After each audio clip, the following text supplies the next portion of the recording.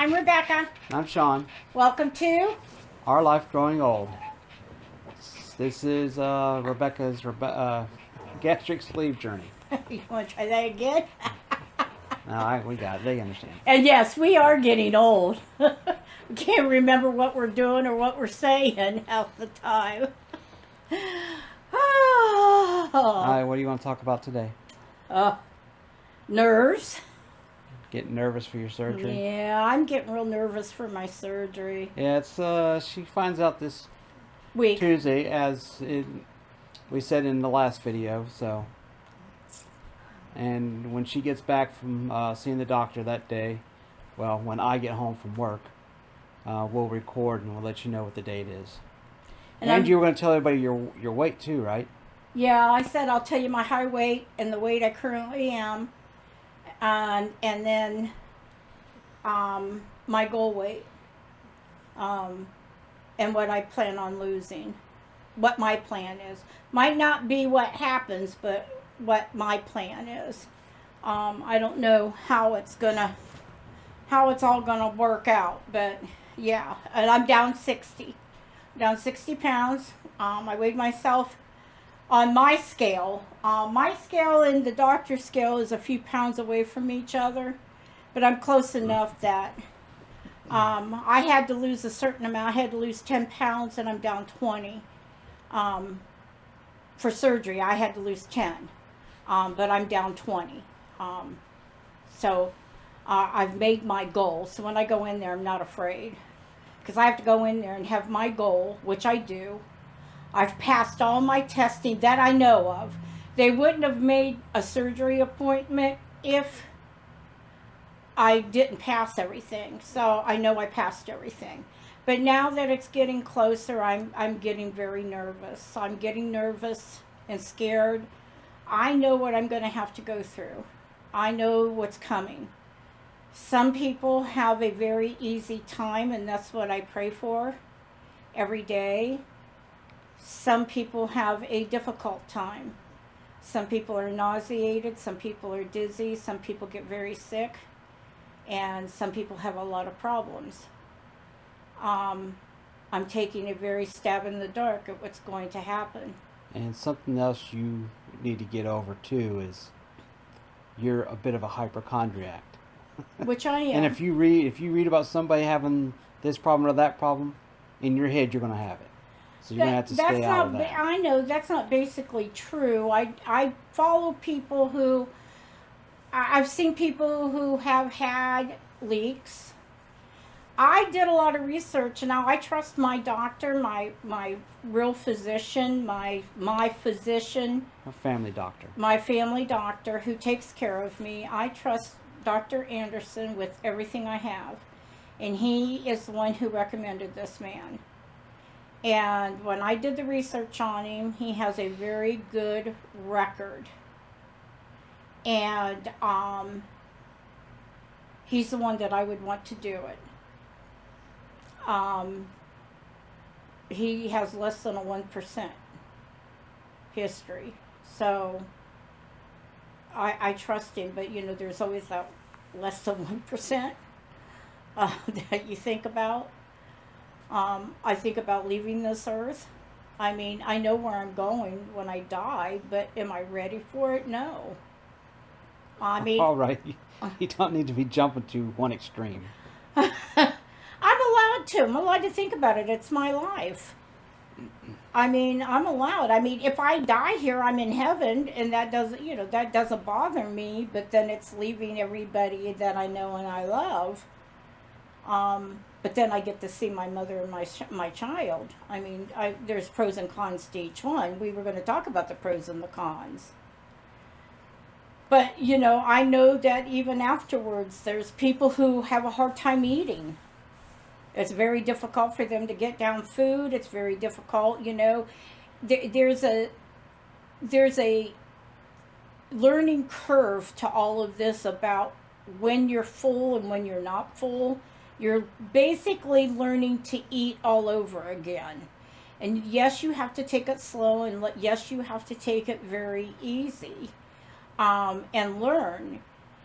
Some people have no problem at all, and they just go right back to, eating and doing things that they shouldn't be doing, and I don't want to do that. Do you know what I mean? Yeah. They go right back to eating stuff they shouldn't be eating. Yeah, that means I'm gonna have to change the way I eat too. Just to,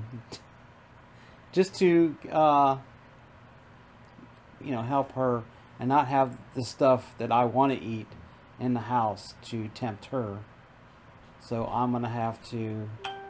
I was thinking about going back to eating a little bit more vegan stuff, not full on vegan, but some stuff that's a little bit healthier. Just so she's not tempted to eat bad things that I might eat. So I'm gonna have to change the way I eat too. Yeah, bread is out, rice is out. This stuff is called slider food, which slides right through you. That's why they call it slider food, filler Yeah, there's food. no nutritional value. It just moves right through your body. Yeah, especially through me. It might not through him, but at the time, but through me it will. Eventually, I will be able to add that stuff back in, but for the first year, and some people don't even add that stuff ever back in. Some of those people never add that stuff. Right now, for me, I know it takes months to eat like lettuce again, and you don't eat iceberg lettuce. Iceberg lettuce is nothing but what it sounds like, iceberg. I mean, it's water. You have to eat stuff that has some nutritional value, like your romaine and your other little garden spinach and stuff like that. You have to eat that, and that's hard to digest. So you have to be in a good place and your stomach healed really well to get that to eat. Carrots would be good. They have a lot of vitamins in them. Yeah, but then you have to really chew them. Yeah. And that's another problem is my teeth. You can make smoothies out of vegetables and fruits. Well, yeah, but you can't live off of smoothies. No, but your stomach has to have something to digest. Still, you'd have, with a lot of those smoothie drinks, you can put carrot in it, and carrots are really good for you. Well, one thing we do have is a good blender. But anyway, yes, I am. There is a lot for me to worry about, and I am worried. I am scared about all of this. I have every right to be. I don't know what it's going to be like after surgery. If I make it through it, I have to make it through surgery. I know you don't like to hear that, but I have to pull out of it, and I have to.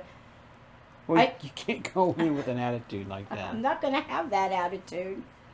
I mean, I did good. I did really good when they put me out for the scope. I come right out of it.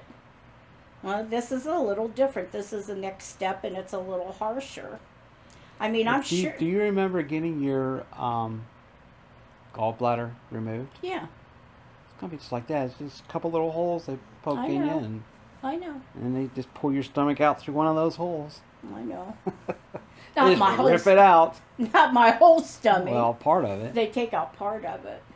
So yeah, but it's going to be a learning curve, a whole new thing of learning to eat again. I think that's what scares me the most. Well, the surgery scares me, but it's just like anything else. It's a lifestyle change, and when you start not eating certain things anymore, you get used to it. Talk to me about lifestyle change, Mr. Lifestyle Change. Well, I'm not saying I'm good at it either, but if there's something you like to eat and you don't eat it for a while, then you lose the taste. You don't miss it, and you start losing the taste for it. And I don't have you're just getting used to a different way of eating, but you got to stick to it. I don't have a taste for sugar anymore. A stomach for it, I should say. We don't have. I don't have that taste. Chocolate. I don't have a taste for it that much. We went to a shower last weekend, and my sister said, "Here, eat a piece of cake." "Oh, you can have a piece of cake," and I'm like, I really don't care for sugar anymore. It's just something that I just don't have a taste for, especially chocolate. As I said, I was sick over eating that pumpkin bread, it made me ill. I mean, I was physically ill last night, reaching for the Tums. I'll take care of it.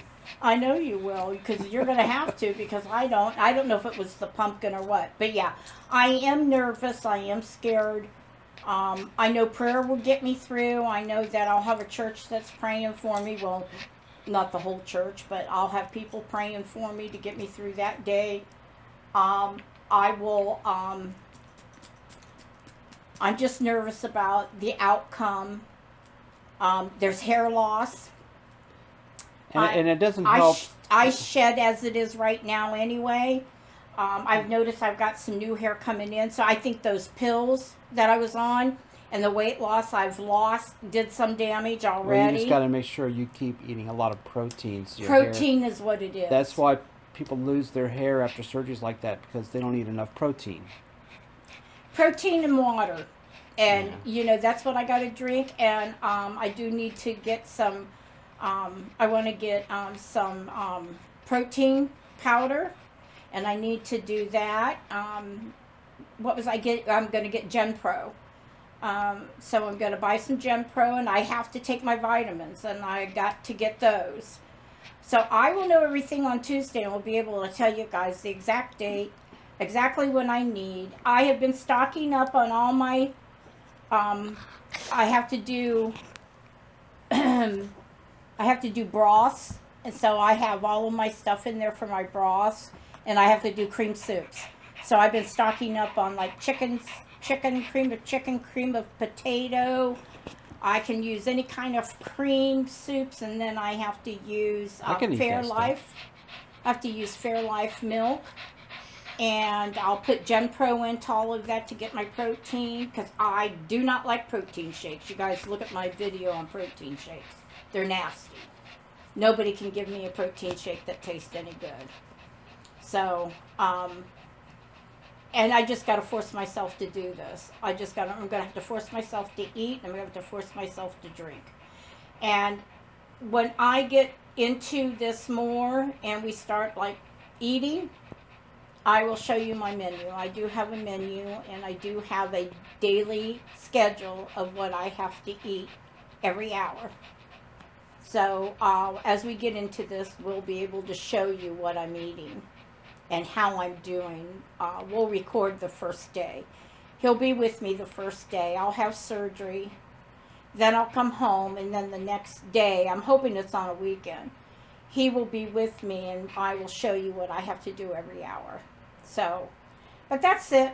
Just talking about being nervous. Well, you've had some people too that were telling you were stupid and crazy for doing it. Yeah, I've had some people. That doesn't help when people are negative like that. When they really have no idea what they're talking about.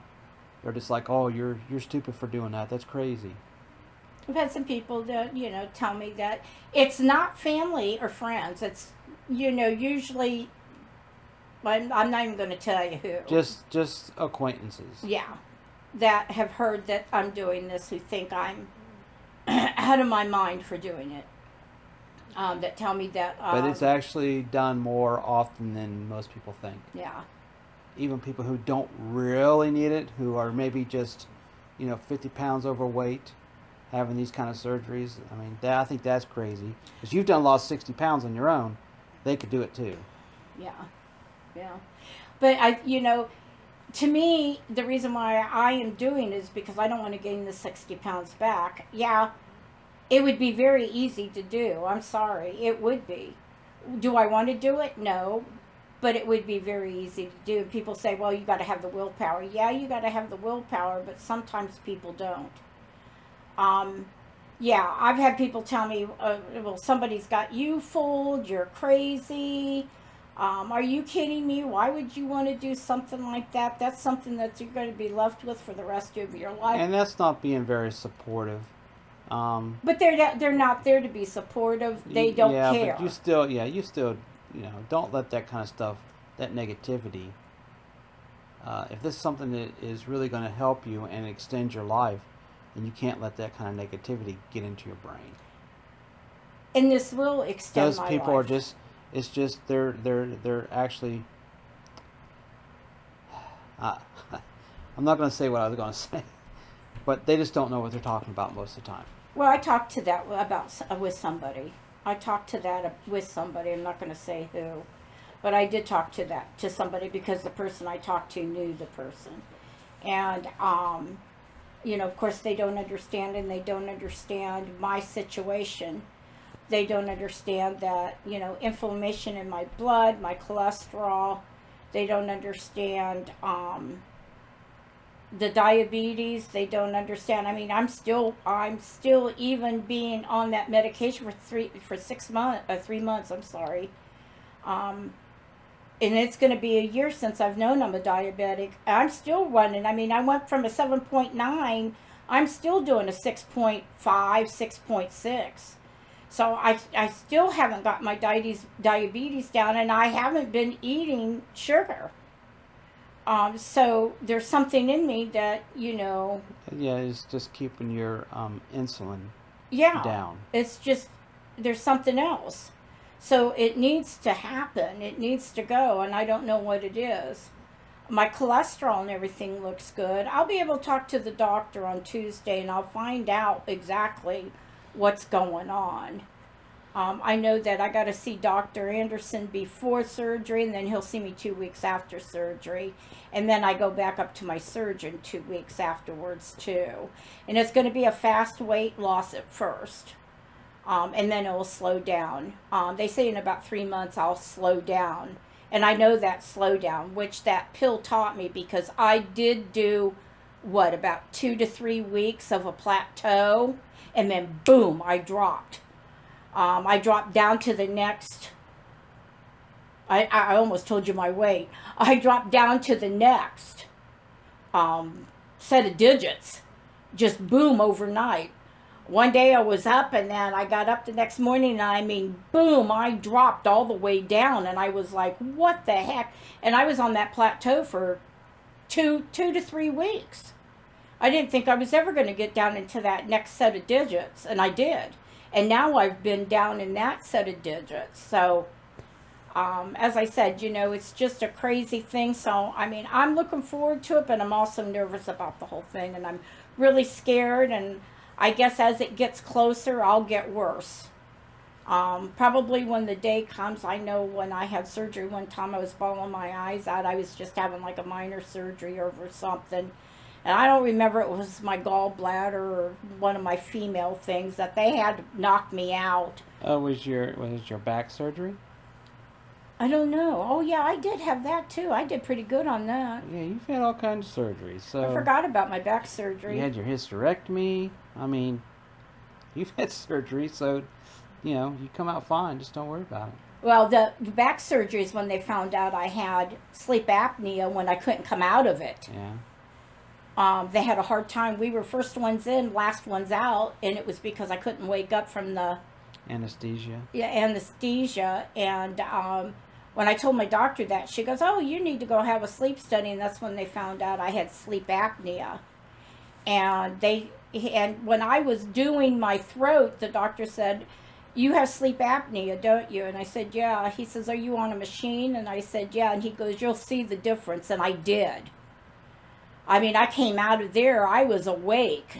I mean, I was wide awake. So they say you'll see a difference. So we'll see. We'll see. So just hang on, because we're in for a ride. We're getting closer, and this is going to be a roller coaster for the next couple weeks. When I find out Tuesday and I talk to you guys on Tuesday, I will be on a roller coaster by then. It'll be hang on tight, because we're going to be going, and pray that it gets through. No COVID. Let's just pray that, everything goes. Anything else? No. We love you guys. We'll see you on Tuesday. Bye.